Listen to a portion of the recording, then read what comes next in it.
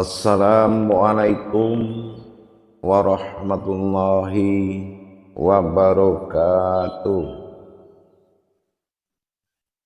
Alhamdulillah,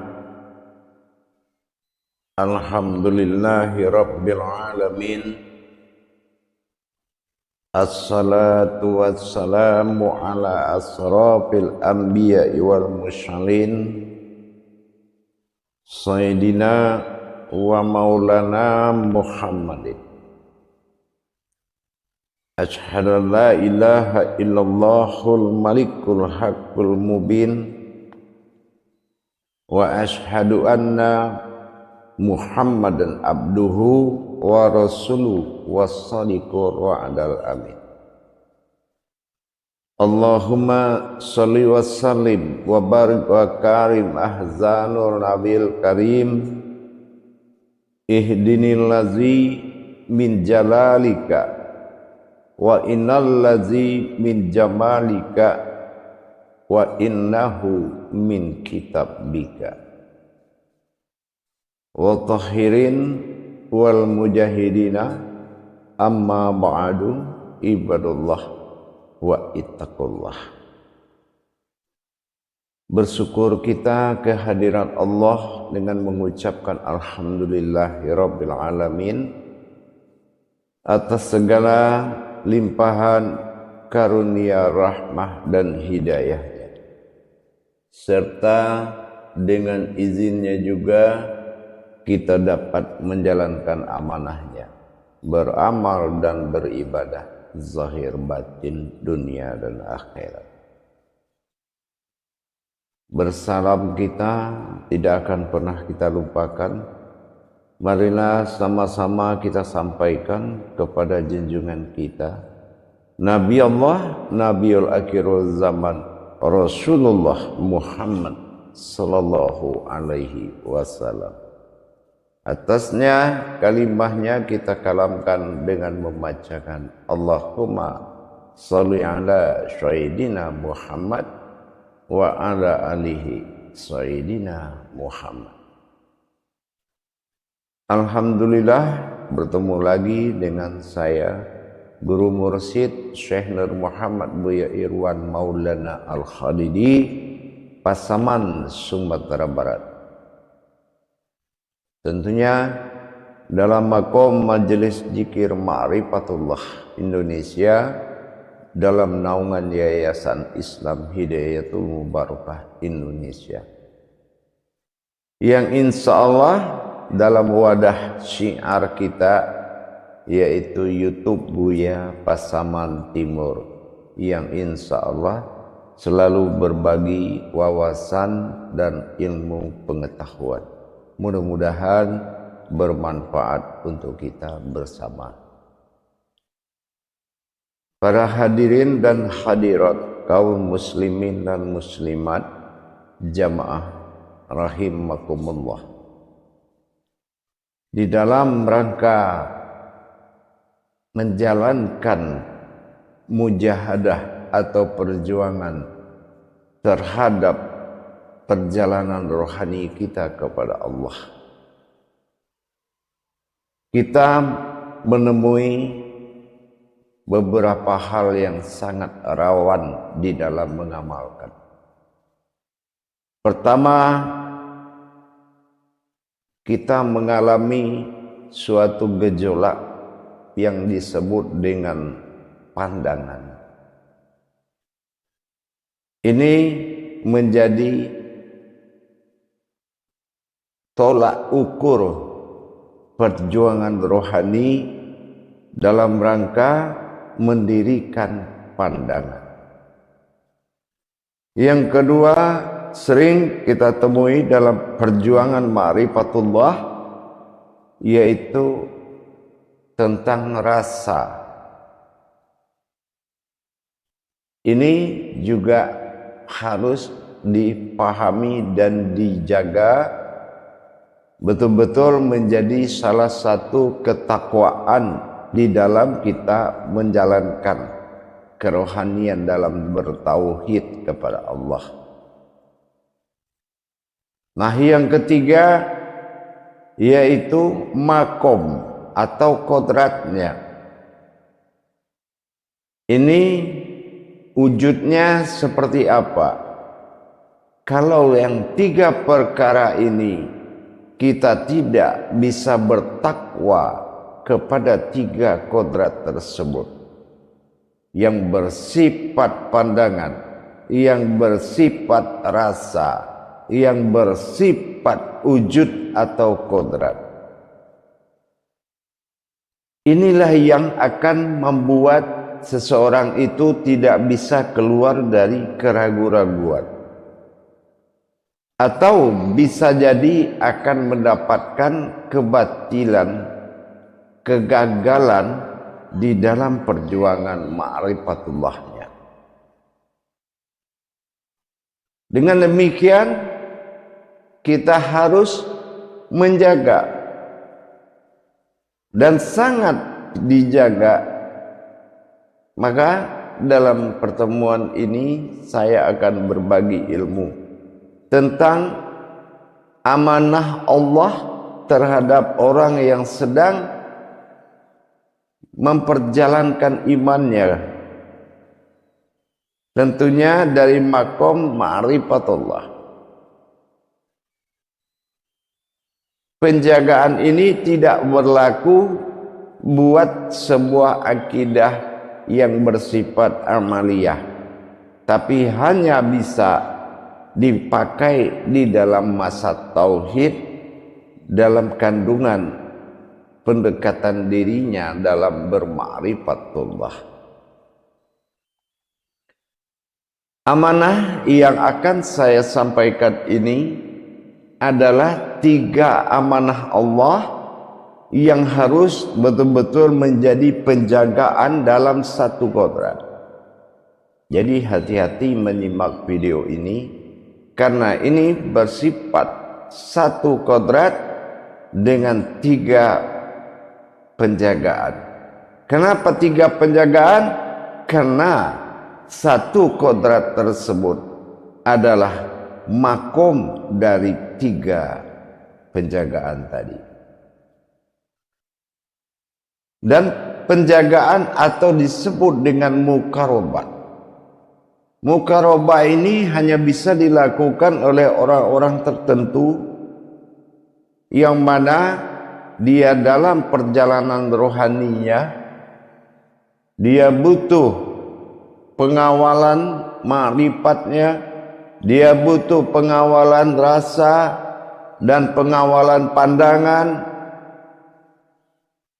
Penjagaan-penjagaan ini sering dijadikan suatu kelalaian. Apabila seseorang dalam menjalankan tauhid, baik ke tingkat ghaibiyah, siriyah, ilahiyah, sering mengalami kelalaian dalam menjaga. Itu pun kalau memang yang bermujahadah ini juga tidak memiliki dasar satu kodrat dalam tiga penjagaan, ini juga akan bisa meruntuhkan pemahamannya. Apa peruntuhan amanahnya? Pertama, akan dikendalikan oleh akalnya. Yang kedua, akan dikendalikan oleh nafsunya. Yang ketiga, akan dikendalikan oleh ma'rifat dia sendiri.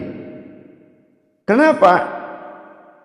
Tiga kodrat ini berlaku untuk satu wujud.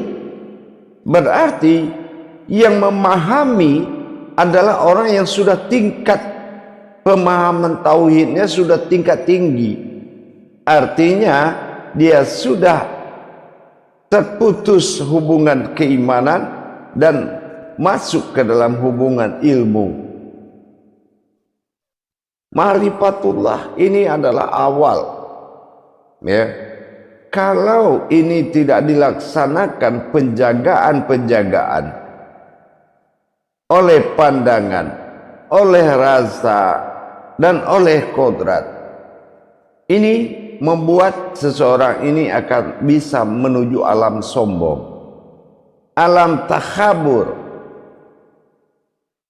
Maka harus disiapkan ilmu mukarobahnya, ilmu penjagaan.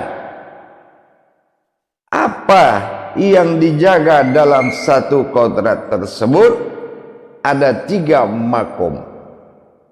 Yang pertama, kata Allah, marhala fil mukarabatun fis sirri. Beramallah kamu dengan menjaga fisiri, yaitu batin rahasiaku. Itu pun ditujukan kepada alam jasmani yang berhakikat di dalam jasmani. Yang kedua, ya tentunya yang pertama tadi kita harus mengenal dulu bagaimana kita dalam pencarian menimbulkan alam rahasia pada wujud yang terlihat. Kalau kita belum memahami, belum bisa mendapatkan wasilah jalan melihat rahasia itu berwujud jasmani, ini juga belum bisa berlaku ke seseorang yang mengamalkan. Kalau tubuhnya belum dia kenal sejarah kajian tadaburnya, kalau ini adalah wujud rahasia Allah. Innallaha innal insanu masakinatul wal marido. Qudsi Allah, engkau berasal dari rahasiaku, tidak ada yang tahu kecuali dirimu sendiri. Mana diri rahasia itu? Dan ini dalam wujud jasmani yang terlihat. Yang kedua, marhalatin fal mukharabatun firruhi. Dirikanlah amalmu untuk menjaga mana yang dikatakan ruh hayat dalam wujud yang sama atau ruhi. Nah, ini kita tidak boleh bergeser pandangan dari satu tujuan. Tadi makomnya siri, sekarang makomnya ruhi. Mana ruh hayat tadi? Mana diri hayat? Bagaimana kita melihat diri hayat dari wujud diri rahasia dalam satu penampakan? Menjaga mukharabatun firruhi. Yang ketiga, kata Allah, marhalatin fil muqarabatun fil kholbi. Mana diri kholbi itu? Sudahkah kita memiliki makom diri sederajat khalbinya Allah? Khalbi mu'mini baitullah. Mana alam diri tempat bermakomnya Allah? Rahim makumullah. Sudahkah dijawab oleh satu pandangan? Kalau belum bisa memahami 3 pernyataan kewaspadaan dalam ilmu mukharabat tadi, maka kita akan jatuh dalam pemahaman pribadi, pemahaman ma'rifat, bukan pemahaman yang dimaksud oleh Allah, yaitu pemahaman mukharabat. Ketiga-tiganya ini yang dikatakan mukharabatun fil illa, menjaga dan mewaspadai alamku. Illa, ingat, di sini ada 2 suku kata, il dengan la. Illa, kalau ini disatukan menjadi kodrat yang memiliki 3 wujud, disatukan menjadi alam la'il dari mukharabatun fil illa. Sudahkah kita memahami tingkat la'il alam lail.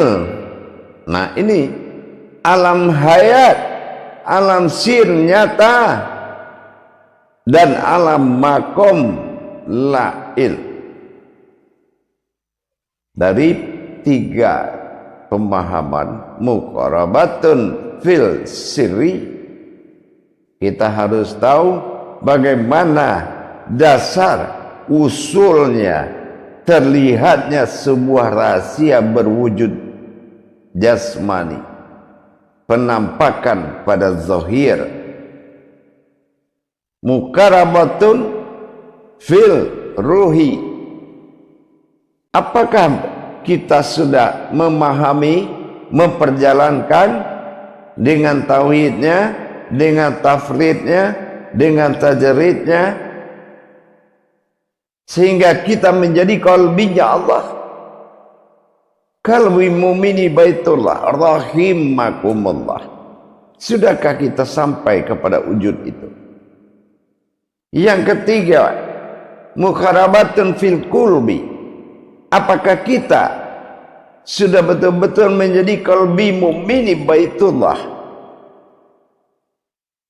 atau dikatakan muqarabat, sudahkah kita menjadi alam mubarakah, Mekah, Bakah, mubarakah?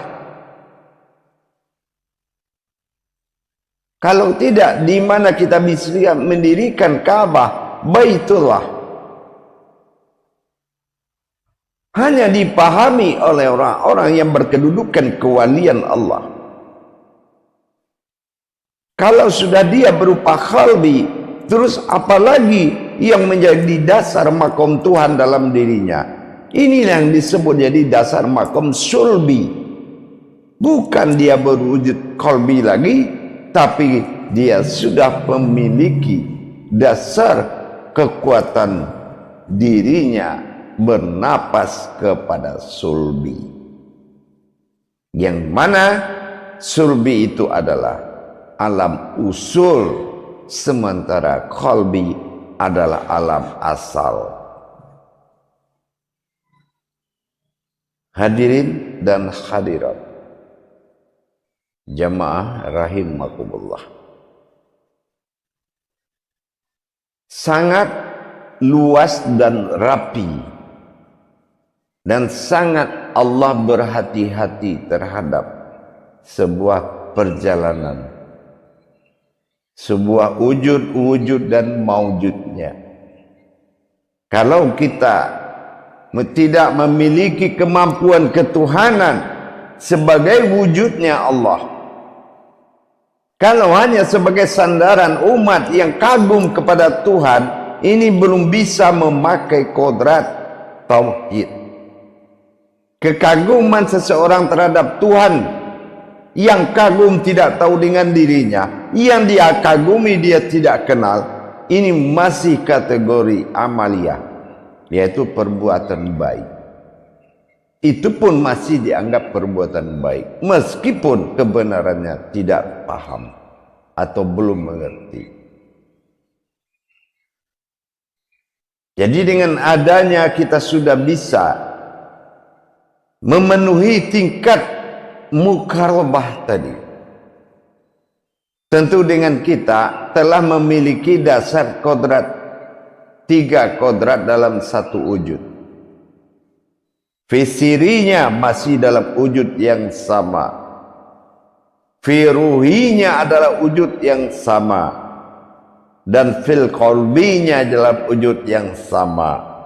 Kalau belum bisa menyatukan makom-makom yang sangat dimuliakan ini, berarti kita belum bisa mendapatkan hak muqarabah. Fisirinya berumul kepada hayat, fil qalbinya berumul kepada fisirinya, dan firuhinya adalah berumul kepada fisiri dan fil qalbi. Ini tidak bisa dipisahkan. Dengan demikian kita harus meningkatkan pemahaman kita.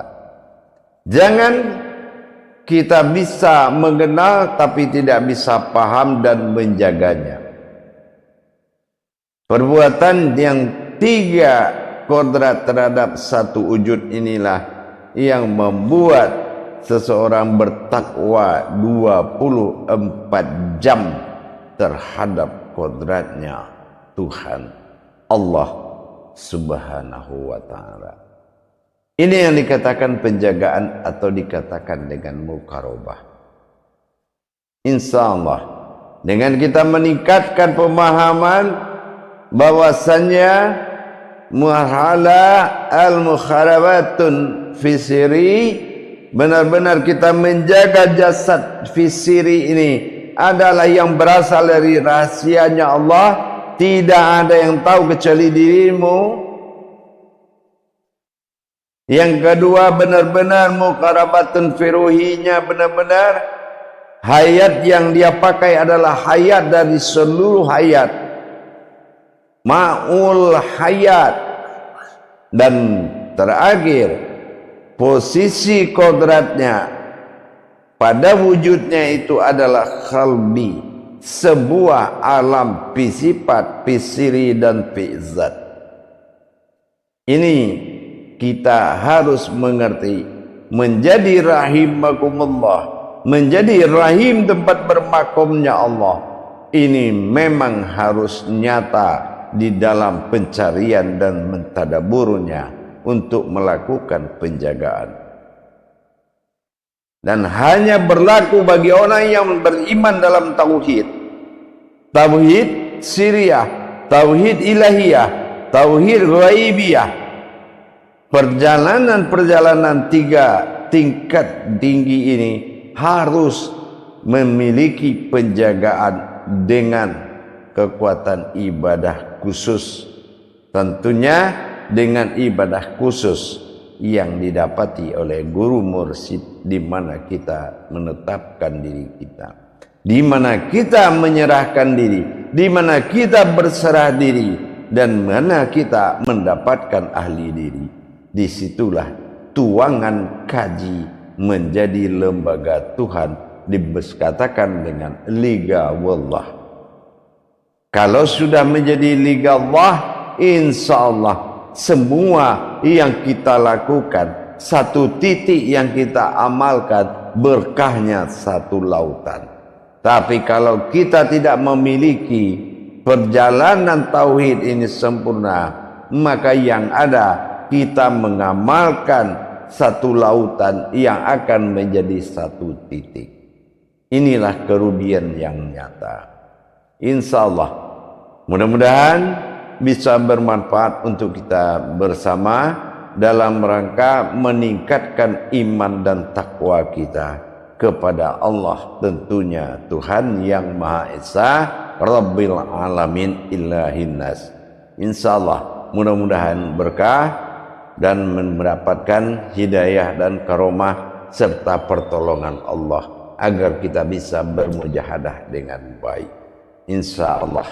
Akhirul kalam, wabillahi taufiq wal hidayah, walhamdulillahi rabbil alamin. Wassalamualaikum warahmatullahi wabarakatuh.